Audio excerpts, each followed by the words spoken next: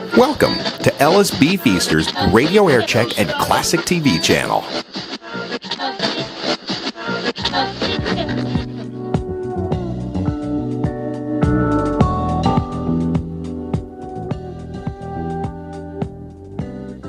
I met Don Imus for the first time in 1974.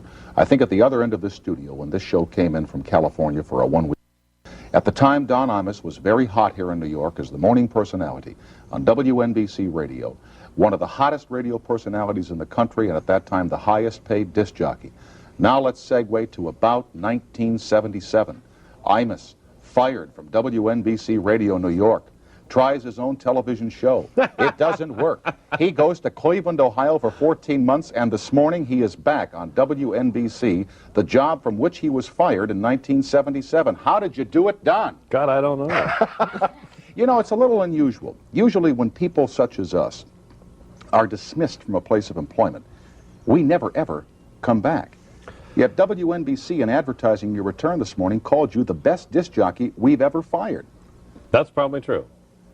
But I think there's always a little something, you know, when you get washed out of a place. I don't know if you've ever been fired. But... Oh, I've been washed out, as they say, yeah. And something inside of you says, well, I'm going to go back there and get them. I'll show them. You know, I'll go back to another station and show them. But I never really wanted to do that. I wanted to come back to NBC. I like NBC. And I wanted to come back to WNBC. What was the reason for your departure in 1977, as it was told to you by the previous management? They didn't want anybody funny on the radio. Uh-huh. And my ratings weren't terrific, and I wouldn't go to work. Yeah, that's right. I remember there was a time I'd when... be late and I wouldn't show up. And... Why did you do that? I don't know.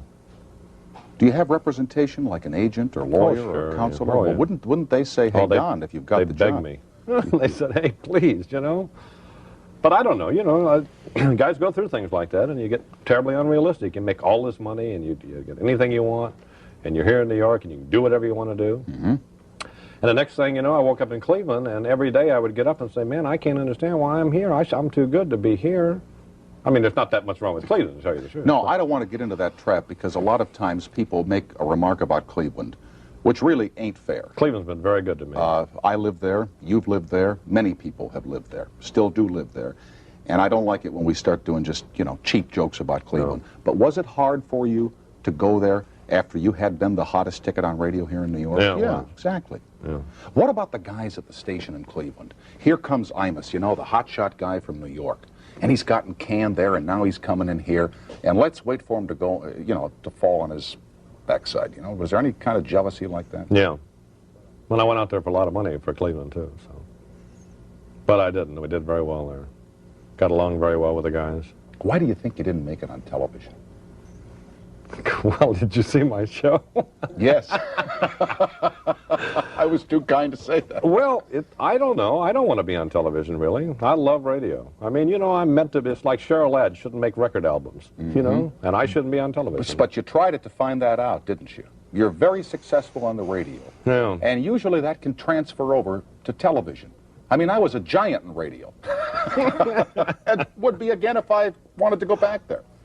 I don't think I would ever be good on television. I mean, if somebody offered me a thing and it were right, I'd probably be stupid enough to do it. But I mainly am going to concentrate on radio. I'm probably one of the best ever on radio.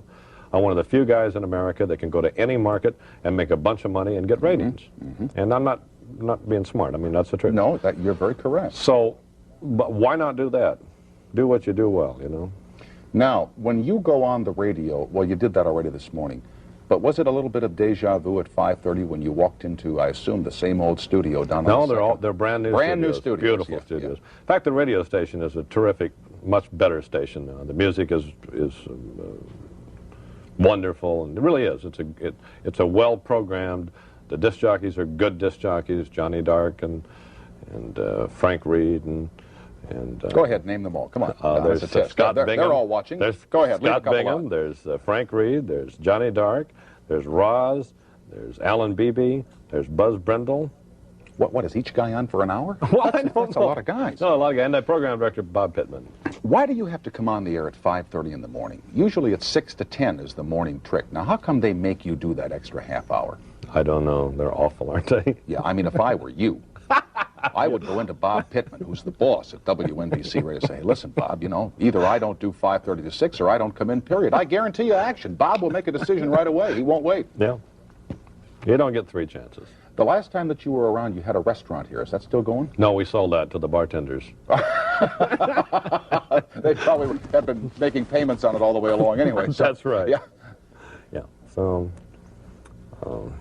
it's good to be back, Tom. Terrific. You know?